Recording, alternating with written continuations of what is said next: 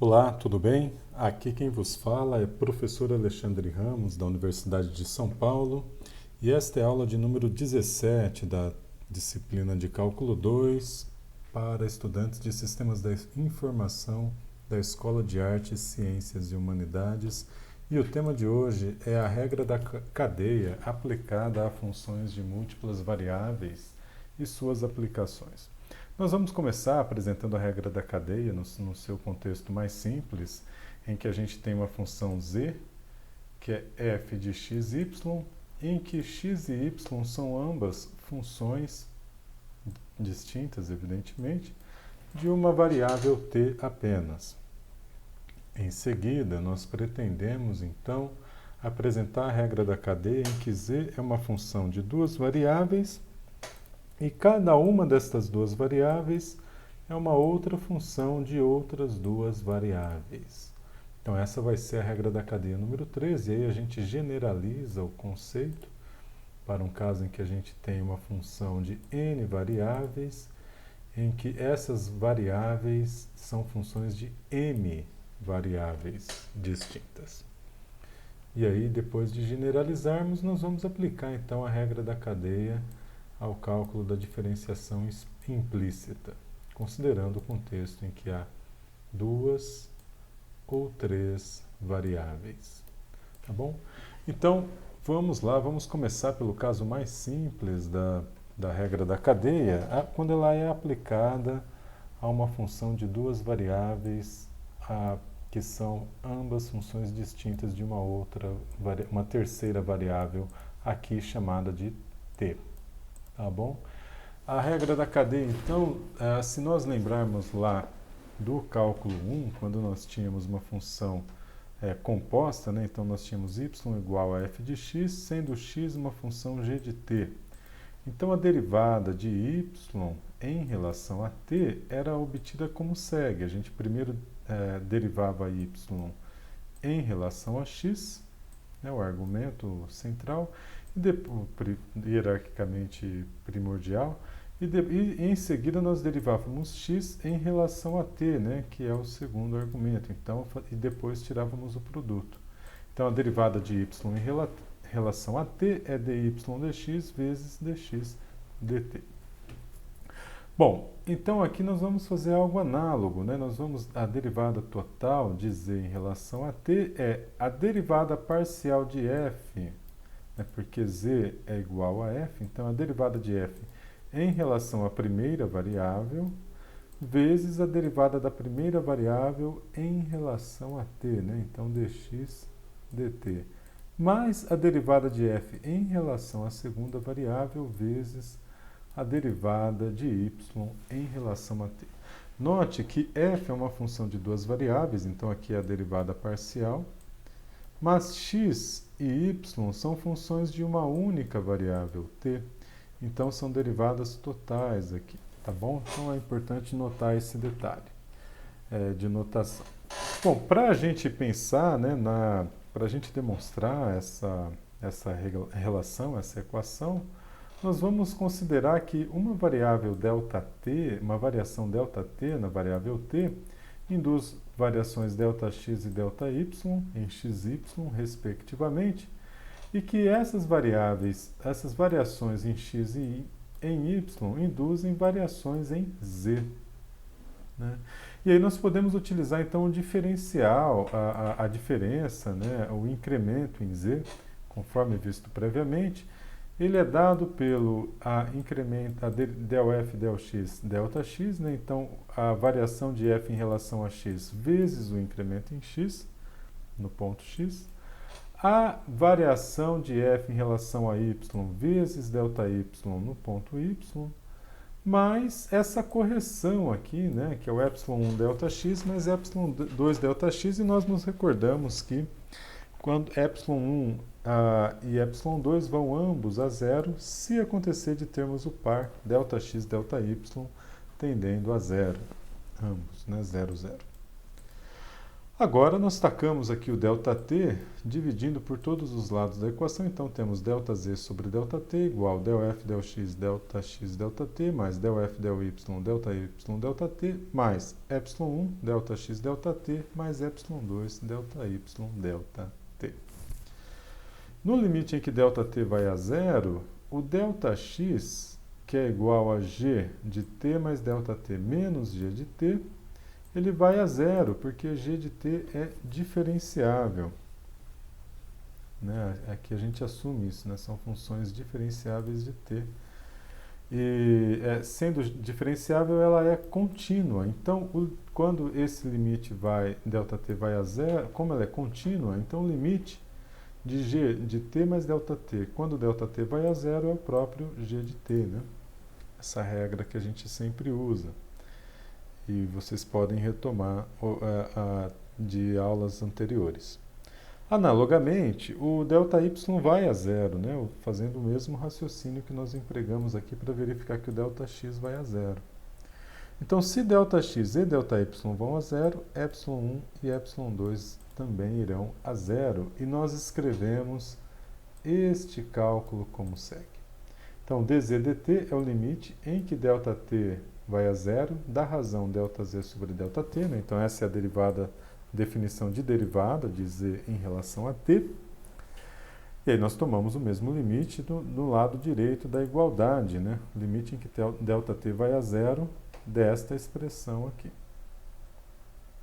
E agora nós olhamos com muito cuidado. O limite de uma soma é a soma dos limites, então essa é a primeira coisa que nós fazemos.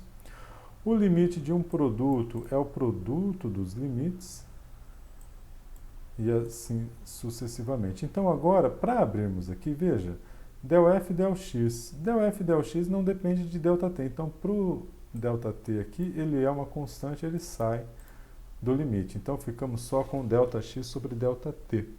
Então, esses primeiros dois termos, a gente explica a razão de termos o ΔF, ΔX ou ΔF, ΔY fora do limite. Agora nós vamos aqui, chegamos nesse item. Nesse produto nós vamos separar o limite de ε1 quando ΔT vai a zero e o limite de ε2 quando ΔT vai a zero.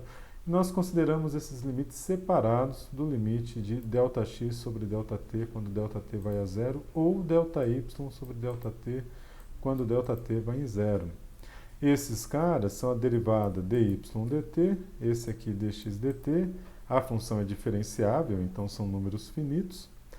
Agora, quando ΔT vai em zero, nós verificamos que ΔX e ΔY vão em zero, o que implica em ε1 tendendo a zero e ε2 tendendo a zero, como nós escrevemos nesse item.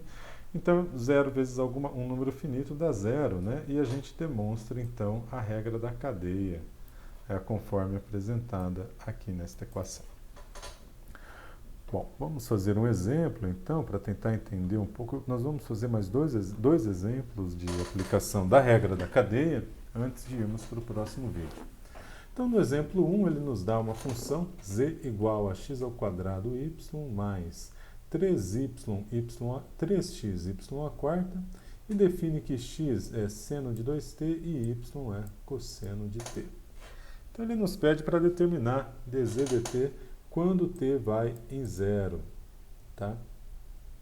Bom, então o que a gente vai fazer é, como x e y são funções de t, então temos uma função de duas variáveis, né? Mas ela é composta, porque as variáveis também dependem de uma terceira variável. Então, vale aqui a aplicação da regra da cadeia conforme definido no nosso teorema. Né, a regra da cadeia número 1. Então, na regra da cadeia número 1, dz dt igual a ddt desta função de duas variáveis composta. Então, primeiro nós derivamos a função ΔX vezes a derivada de x em relação a t mais ΔY, né, a derivada da função em relação a y, vezes dy dt. A derivada em relação a x desse elemento cai o 2, fica 2xy mais 3, o x cai fora, então 3y à quarta, né? Tá aqui.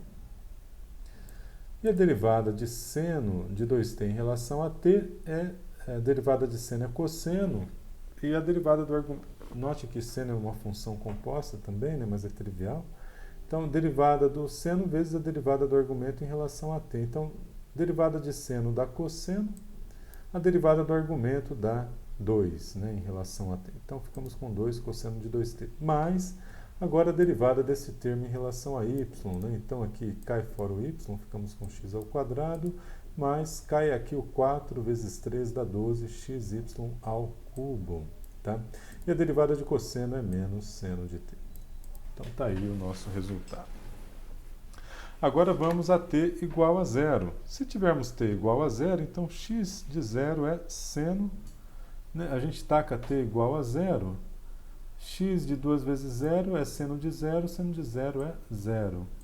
Y de zero é cosseno de zero, que é 1. Né? Então, a gente agora substitui aqui dz dt em t igual a zero, fica a expressão do cálculo da derivada, né, após a aplicação da regra da cadeia, efetuada em t igual a zero, substituindo em números e fazendo as contas, obtemos o número 6 como resultado.